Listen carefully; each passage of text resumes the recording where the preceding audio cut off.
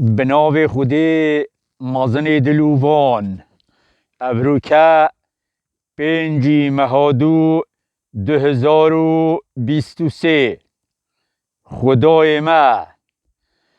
خدای ما ام بنینه گلک ملیل و بندوار، برام بر مزناتیاتا ام لاوازیم به هیز و جار. تو خدای کنت مزنی تا پسن هنه به هجمار، لو ما بوناویتت بیجم سبحان الله رب ستار.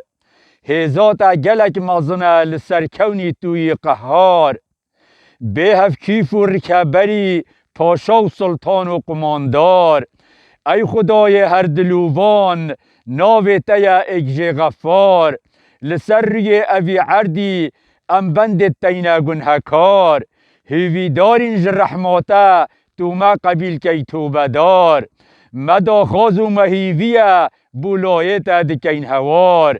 گنهت مل سرکستیر بون نه ایکو دونه سه و چار، هر توی خدای ایکانه به دلووان یه نافدار.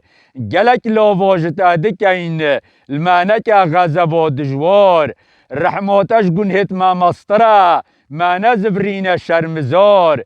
گنهت ما همیا جیبه با لما خوشک ریک و ریبار، ترازیا ما تجی خیر که دالویر نمینین دیندار.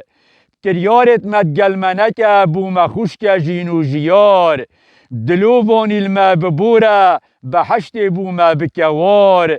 دلووان الما ببوره بحشت بو ما بکوار، بحشت بو ما بکوار. والحمد لله رب العالمين.